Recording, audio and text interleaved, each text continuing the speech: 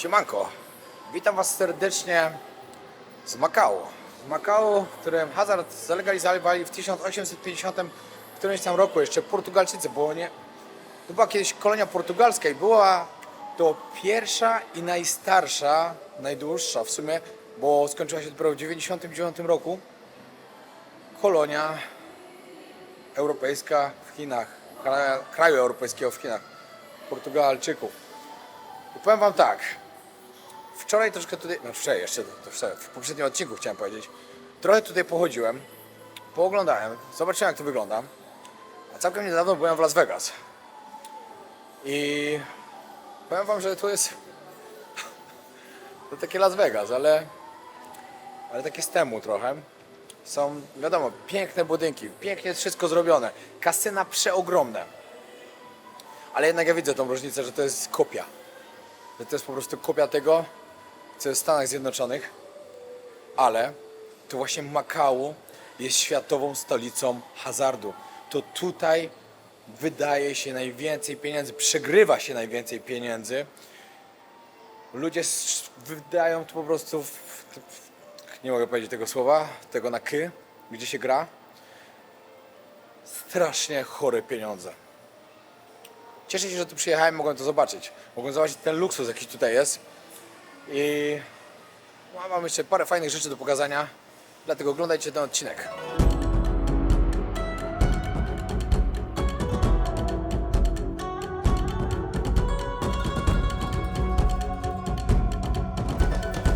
Głównym sponsorem kanału jest marka SFD Suplementy Diety najlepsze na rynku. Użyj kodu WOJOWNIK10, aby dostać 10% zniżki. Sponsorem kanału jest wypożyczalnia samochodów. Odkryj auto działające na terenie całej Polski oraz w Hiszpanii. Na hasło WOJOWNIK10 dostaniecie 10% zniżki. Partnerem kanału jest marka Enteros Gel, innowacyjny preparat, wyrób medyczny, który wspiera naturalne procesy oczyszczania.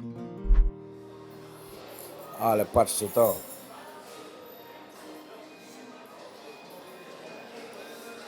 Cały wypchany hajsem. Wiecie co jest fajne w takich miejscach? One są duże, jest tu wszystkiego po prostu pełno. Tylko kłopoty zaczynają się dopiero wtedy, kiedy chce się stąd wyjść. Nie mam pojęcia, gdzie jest wyjście. Łażę jak głupi po prostu. Napisy są po chińsku. Nie potrafię się wydostać stąd. A chciałbym już wyjść. Ratunku! Ratunku, ja chcę wyjść. No ale żarty żartami. Chodzę jak głupek już od 10 minut. A wyjścia nie widzę. Pamiętacie lwa sprzed hotelu MG? MGM chyba? No to oni też mają, tylko chińskiego. Nie, to nie kopia. Nie, co by. Już mają swojego. Co z tego, że jest taki sam duży, złoty, całkiem podobny. Tylko głowa inna, bo tam jest zwykła, a tu jest chiński.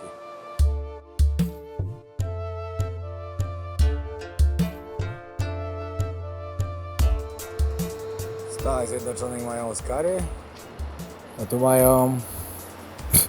nie wiem co. Patrzcie to!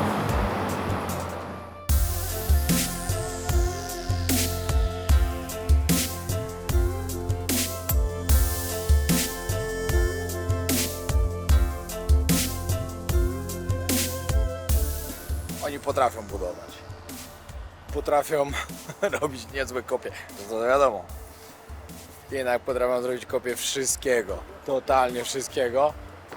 I właśnie miejsce, w którym jestem, czyli kopia Las Vegas. Bardzo podobnie. Naprawdę bardzo podobnie. Nawet klimat jest bardzo podobny. Do mnie to cały czas nie dochodzi. Gdzie ja jestem w ogóle? Wiecie, ja byłem teraz w tym roku chyba z 3 razy w Las Vegas i przyjeżdżam tutaj i widzę kopię tego, co tam widziałem. A najlepsze jest to, że mi się tu podoba. Że to naprawdę jest fajna kopia. Jak będziecie w Hongkongu, to naprawdę bardzo warto przyjechać do Makao. Tylko fajnie zostać, no bo wiele osób przypływa rano i wieczorem wypływa, a tu warto właśnie, znaczy nie wiem, który jest ostatni prom w ogóle, ale bardzo warto zostać tak, żeby zobaczyć to wszystko w nocy. Znaczy wieczorem, po zmroku.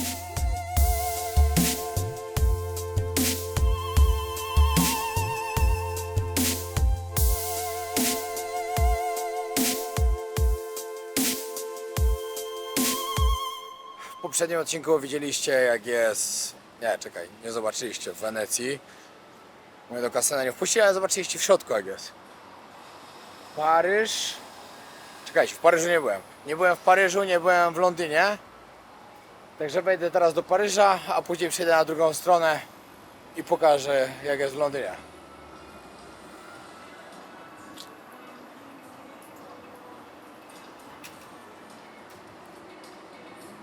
W Paryżu też byłem. Widziałem prawdziwą wieżę Eiffla. Ale zastanawiam się teraz... Nie, w sumie nie. Bo chciałem powiedzieć, czy pierwszy raz widziałem wieżę Eiffla w Las Vegas czy w Paryżu, ale nie, w Paryżu. No, na pewno w Paryżu.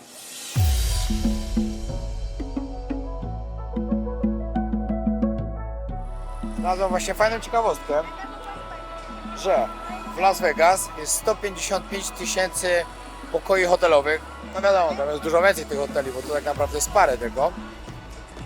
I w tamtym roku odwiedziło 42 miliony turystów. Za to tutaj w Makau jest prawie 44 000 pokoi hotelowych, czyli 1/3, nawet mniej niż 1/3, a 35 milionów turystów odwiedziło Makau. Czyli wychodzi na to, że w Las Vegas dużo jest pustych. No bo gdzieś ci ludzie się muszą tu pomieścić, skoro prawie tyle samo odwiedziło, no 9 milionów mniej, ale dużo mniej pokoi jest. Szukam gdzieś właśnie informacji o tym, ile w tym hotelu Londoner jest, bo on wygląda zdecydowanie na największy tutaj, ale nigdzie nie mogę tego znaleźć. No nic, będę jeszcze grzebał i szukał.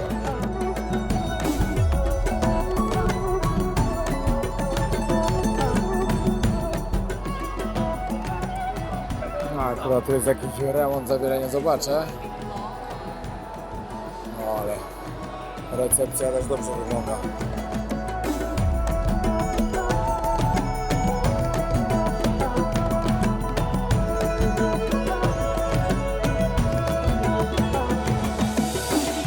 Okej, tutaj też mnie wpuścili do kasyna, przestrzelam kamerę i mówi tak: schowaj ją gdzieś. Ja mówię, ale gdzie? Mówi, nie wiem, do kieszeni. Ja mówię, ale ty widzisz, jakie to jest duże? Mówi, to wsadź pod koszulkę. Ja wsadziłem pod koszulkę i to tak wystawało. Mówi, nie, trochę głupio to wygląda. Ja mówię, no, nawet nie trochę, tylko bardzo. Mówi, dobra, to zanieś do recepcji. Ja mówię, dobra. Nie zależy mi aż tak. Idę dalej, idę do Londynu.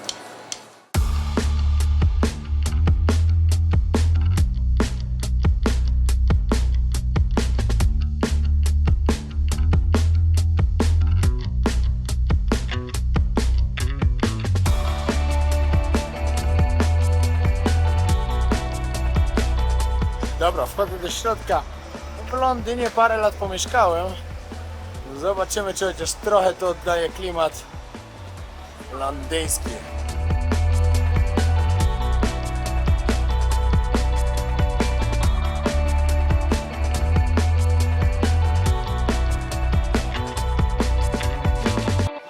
No i dobra, tu powinno wyglądać jak na ulicach Londynu.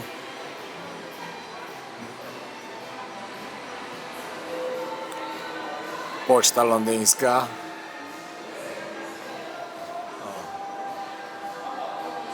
Skrzynka na listy czerwona. Jest londyńska taksówka. No, nawet budka telefoniczna jest.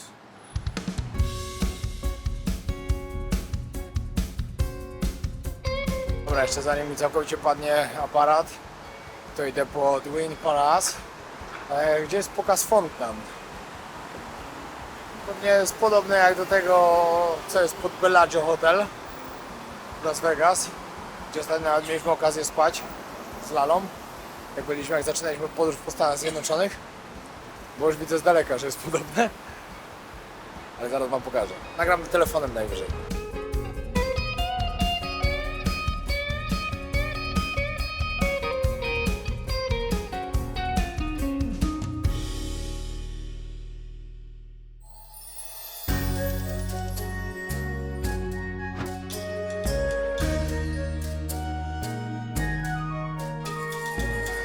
No dobra, opuszczam stripa. Tutaj nocowałem. Pójdę teraz zobaczyć starą część Makao. No bo to też jest na pewno coś, co warto pokazać. To nie wiem, gdzie muszę zejść na dół. Dobra, tutaj. Złote, a skromne, jak to mówią. Pójdę zobaczyć tutaj jeszcze na takie jeziorko. Bo akurat jak je muszę okrążyć dookoła. Bo idę dokładnie tam. Chyba. Ale powiem wam, że tak mi się podoba, jak tutaj jest czysto. Nigdzie jeszcze ani jednego papierka nie widziałem. Da się? Da się. O, bym się wywalił.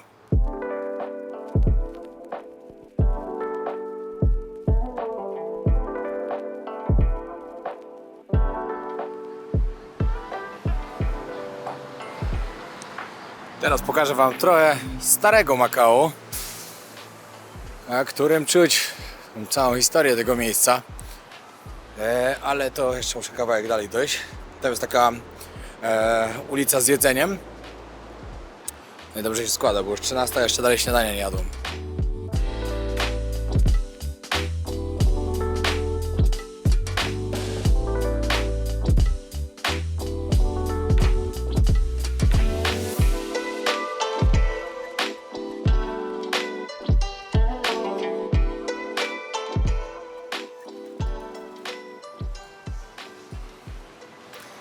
No i tu już od razu widać zupełnie inną architekturę.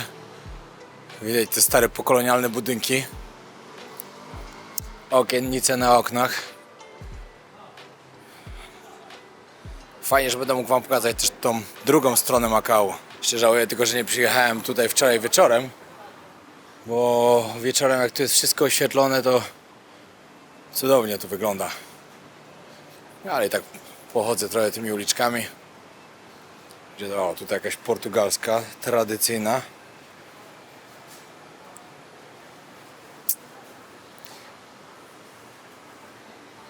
No i tutaj zupełnie inni turyści też niż tam w kasynach Makao. Oj, rekomendowany by Michelin Guide. Jakieś bułeczki. O, spróbuję. Hello. Tutaj są.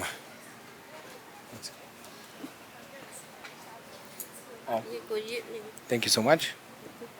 Pani mówiła właśnie, że 2 wieprzowina, wołowina. Co? Dała mi do spróbowania.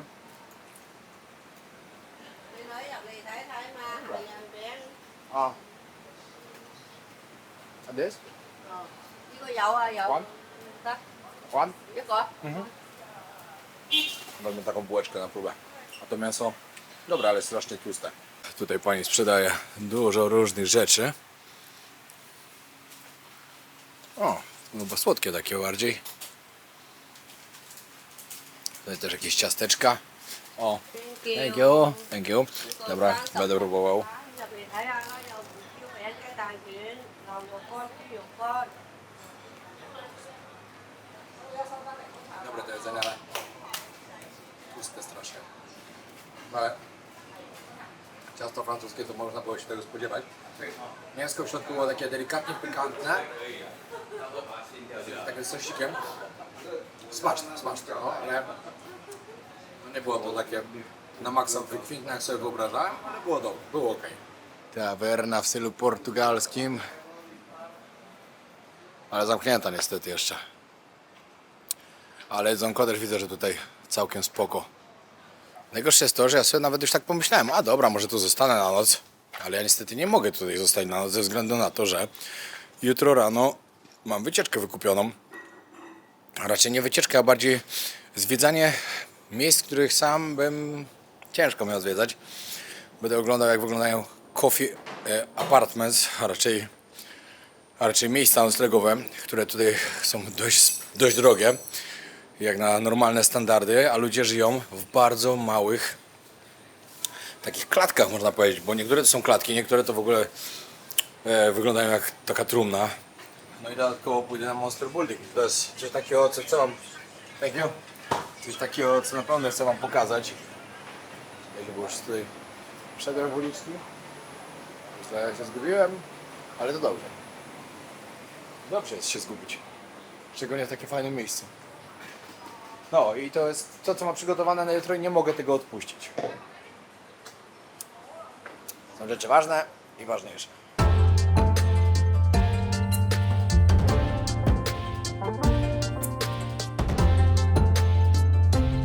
Wszędzie możecie zjeść coś dobrego. Także ja będę wchodził po prostu w różne miejsca, gdzie można tak tylko coś przekąsić i będę próbował. O, tutaj portugalskie bułki z mięskiem. To też sobie wejdę spróbować. Tutaj też możecie zobaczyć tapas de Portugal. Raczej Portuguese chyba się mówi tutaj. Znaczy po portugalsku. No i dobra, bułeczek nie spróbuję, bo niestety bułeczki jeszcze zamknięte. A szkoda. No i tu można zjeść właśnie tradycyjne takie portugalskie ciasteczka, ale ja to w sumie najprościej śniadanie zjeść. No i są tu też bułki. To jest też takie właśnie portugalskie. Bułka. No czekajcie, a tu jest fish chop porta z wieprzowiną.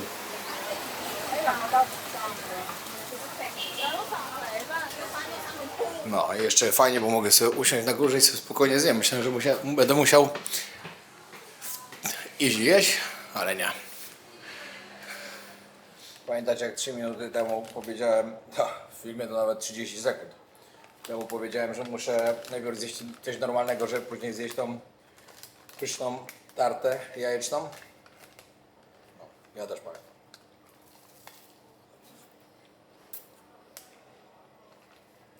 Ja to kocham normalnie. To jest tak przepyszne. Dajcie znać w komentarzach, kto tego próbował. Pewnie wielu z Was. Bo to jest tak dobre. No i tak, pani przyniosła mi bułę. Tak wygląda.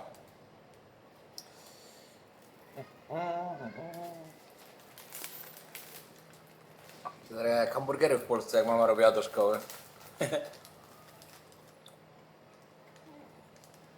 Dobrze przyprawione mięsko.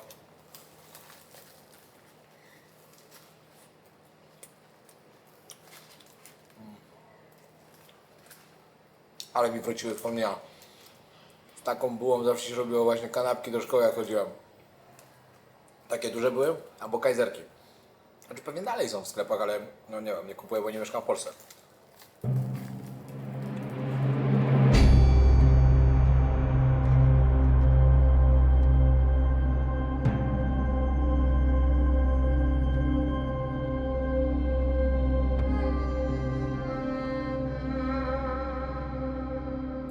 Dobra, i dalej oglądać, co tu się dzieje. O, i tutaj też jest coś ciekawego, co nie widziałem tego nigdy. Hello? A nie, to są... Okej. Tutaj możecie zobaczyć tę skórę. Podobno ona jest dobra. Widzę. Thank you. Podobno jest dobra, ale ja nie chcę próbować.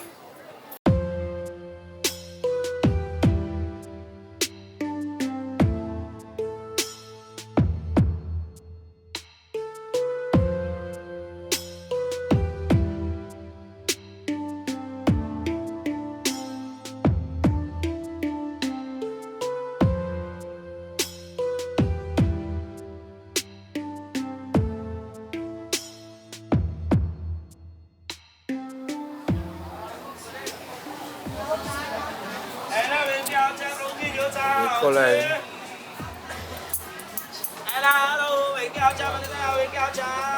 O, to jaka kolejka do tart. To chcę zjeść.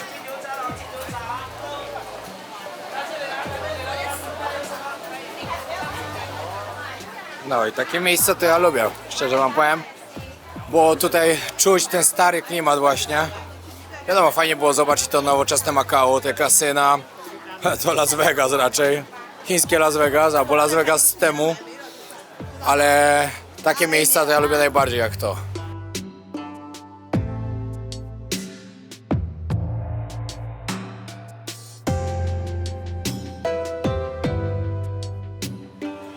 Następna próba, znowu mięsko takie. suszone. Dobre to jest, naprawdę.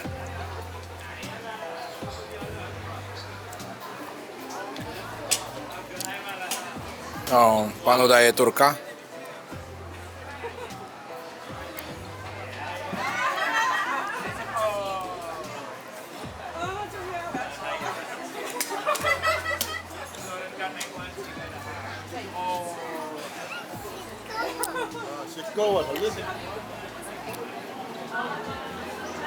Fajne, bo dużo tych miejsc tutaj, które są, to są takie naprawdę bardzo, bardzo stare. I to czuć. No, to już jest końcówka tej ulicy, także wracam tam dalej. Ale jeszcze do takiego miejsca. Tam co była taka kolejka tych tart, to było od 89 roku. 36 lat. Ciekawe ile tutaj. O, to w ogóle tarta mega tania. Za 5 zł.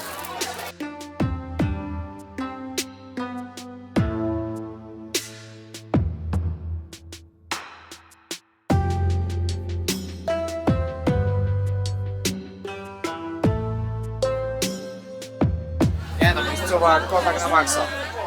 Trzeba tutaj przyjechać, jak się z Makału. Kurde, rozmawiałem z znajomymi, mówię, ja kurde, nie bardzo jest co robić w tym Makału. Mi się tu mega podoba. Nie dość, że fajnie za jeden wieczór można spędzić tam, gdzie kasyna. Tutaj można spędzić drugi dzień. No myślę, że takie dwie nocki, 3 dni w Makału idealnie. Zabrakło mi jednej nocki, ale i tak jest spoko. Myślę, że i tak w miarę fajnie mogę pokazać, co tu się dzieje. Tutaj musi być naprawdę mega dobre jedzenie. Bo jest taka kolejka.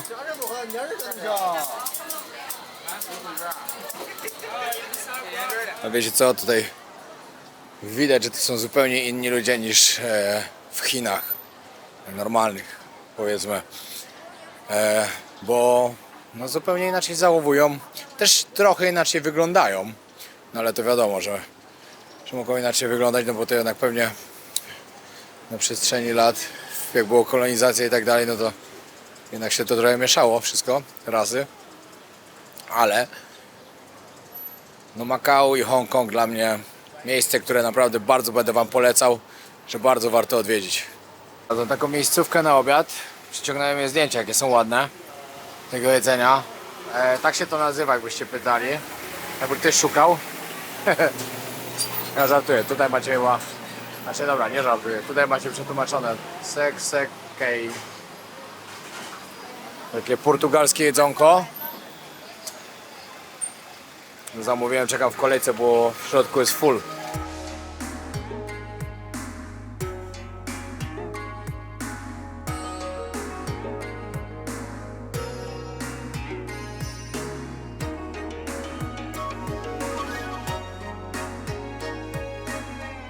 Dobra, fajnie było, ale czas się zbierać dalej.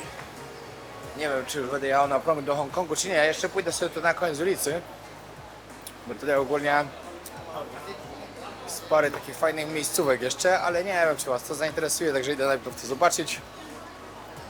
Jak was zainteresuje, znaczy jak mnie zainteresuje i pomyślę, że was też, to wam pokażę.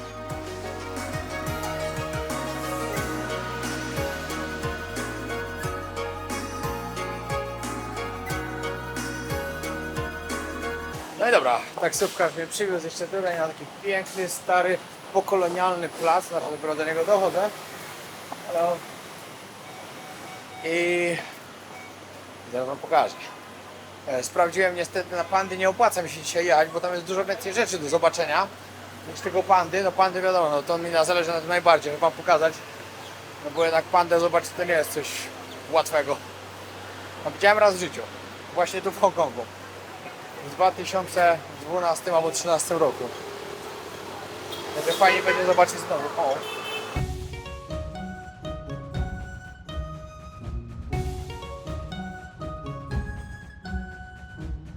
No i teraz was zabieram w kolejne fajne miejsce Makao, jakim jest Senado Square. Chyba najbardziej pokolonialne, portugalskie miejsce w całym Makao.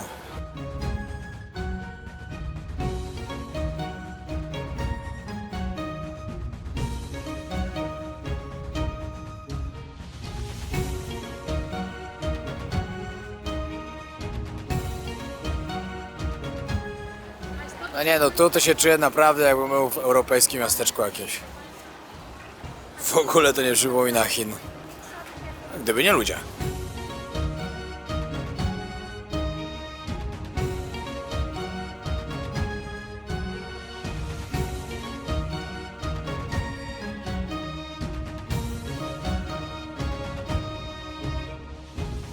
No powiem wam, że cieszę się, że tutaj przyjechałem, bo to taka fajna odskocznia od tego, co widziałem wcześniej. Coś, co też może paru z was zainteresować.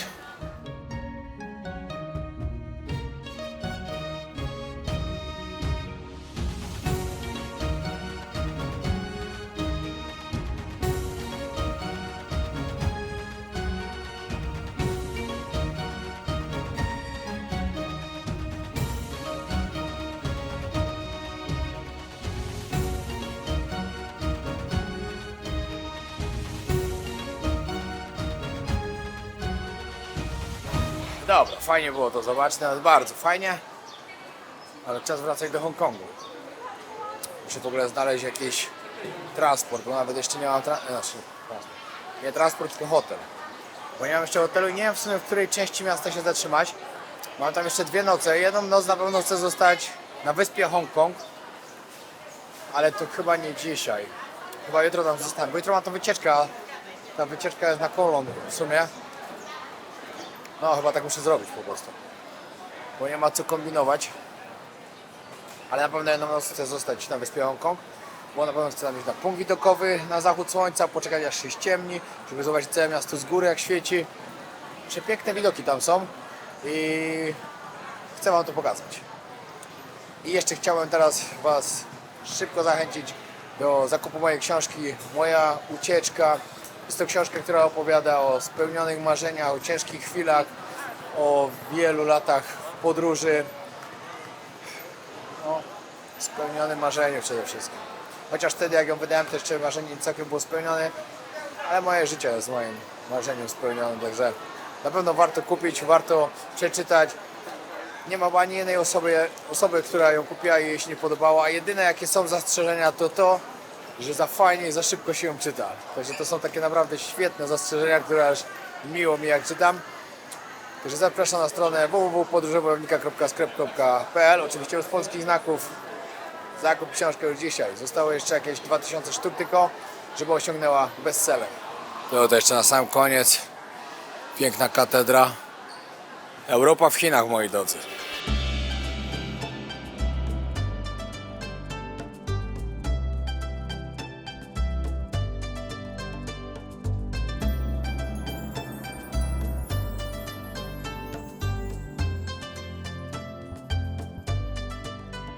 Może jakaś ambasada tu jest albo coś? Ale wiszą portugalskie flagi. Jest jeden problem taki, że muszę stąd spadać, a nigdzie nie ma żadnej taksówki. W ogóle dorwać taksówkę tutaj to nie jest łatwa sprawa, wam powiem. Wcześniej stałem was pół godziny przy drodze, zanim jakaś przyjechała, przejechało z 500. Wszystkie zajęte. Być taksówkarzem to całkiem niezła robota musi być. No i taksówki też nie są tanie. Przyjechałem z jakieś, nie wiem, 10 minut, 40 zł płaciłem.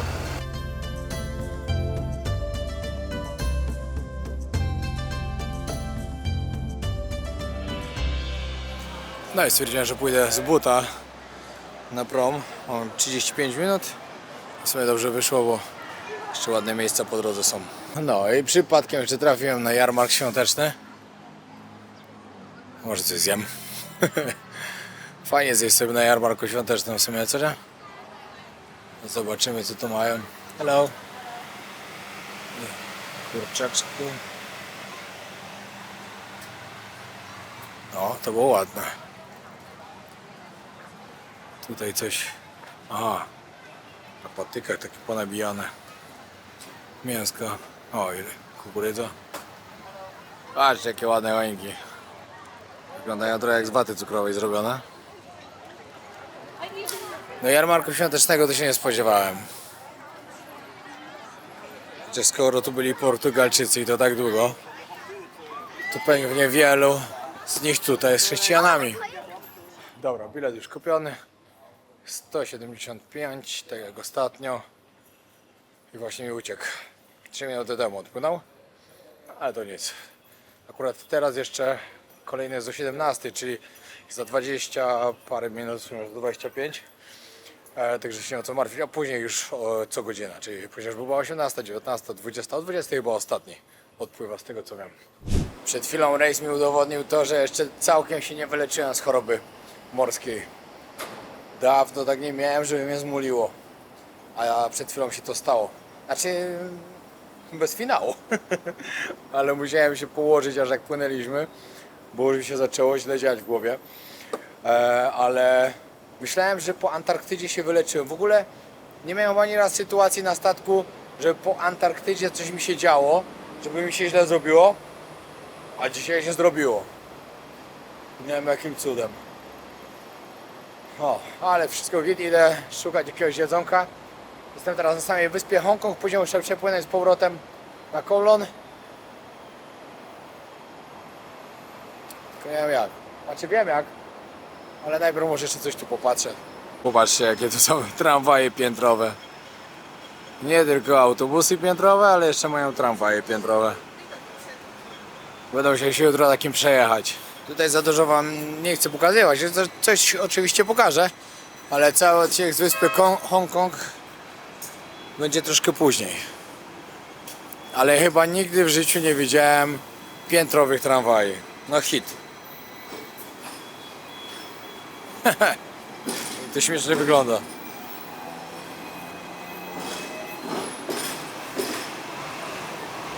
Później jeszcze pójdę sprawdzić co tutaj jest w środku City of Dreams, bo ja tutaj zatem mam swój hotel.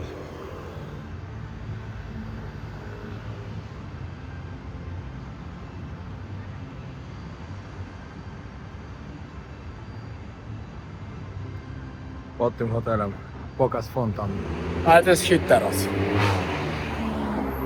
Pamiętacie jak przed chwilą wam pokazywałem lwa, tyle że chińskiego, podrobionego z tego z MGM Hotel. Na pewno pamiętacie, bo to było całkiem niedawno. Kurde, taki mi się obraz wydaje dziwny. Patrzcie to. Jesteście gotowi? Czekajcie, odejdę trochę kawałek dalej, żeby go było lepiej widać. Jeszcze kawałek. Kurde, nie widać go teraz dobrze, ale to jest taki oryginalny lew właśnie z tego MGM Hotel. Widzę, że tak kolejka jeździ. Idę spróbować się tym przejechać. Ciekawe, czy każdy może. Fajnie by było w sumie. Nie planowałem tego. Ja od razu sobie oglądać pokaz. Tak, tylko jak tam dojść. No, trzeba iść górą. O, i zgasło wszystko. Ciekawe, czy jeszcze będzie pokaz, czy nie zdążyłem właśnie. No, właśnie się zaczyna.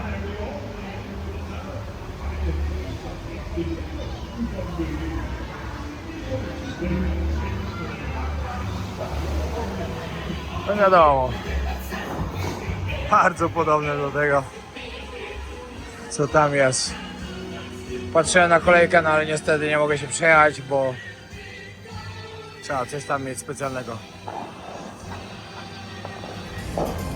No fajne to było, przyznam szczerze, fajnie było tu przyjść. Ja w ogóle myślałem, że ja na to nie zdążyłem, a ja przyszedłem idealnie właśnie jak to się zaczynało. Także zobaczyłem całe wystąpienie, znaczy tak mi się wydaje. Może to było dłuższe, ale zobaczyłem fajne, to jest najważniejsze. Podoba mi się to, naprawdę mi się podoba tu w tym Makao. W ogóle się miałem dzisiaj z kolegą spotkać, co go spotkałem w samolocie, jak leciałem do Hongkongu i zapomniałem. Znaczy nie umawialiśmy się tak całkowicie, ale chciałem się z nim zobaczyć, bo to taki kumpel mój stary, kiedy jak wyjechałem do Tajlandii właśnie, poznałem go, trenowaliśmy dość dużo razem właśnie w Tiger Muay Thai i cieszyłem się jak go zobaczyłem, parę lat go nie widziałem, a byliśmy takimi kumplami nawet, treningowymi, bo treningowymi, ale kumplami. Może jutro się jeszcze uda, zobaczę. Muszę na początku obczaić, co tu jutro wam pokazać, bo jest jeszcze parę miejsc, ale muszę taki dobry plan na to wymyślić. Świątecznie na maksa. Dobra, idę zobaczyć co... Sorry. Idę zobaczyć, co tutaj w środku mają.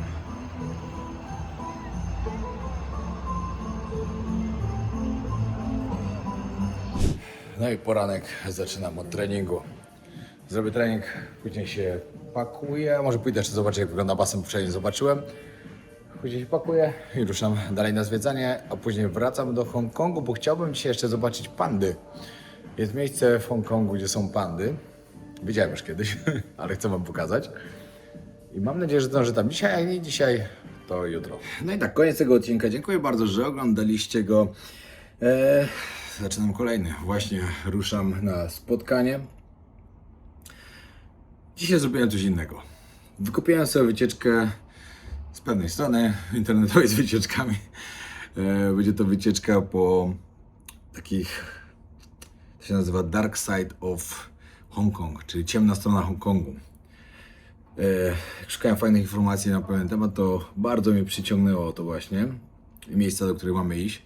Także tylko dlatego to zrobiłem, bo chcę wam to pokazać.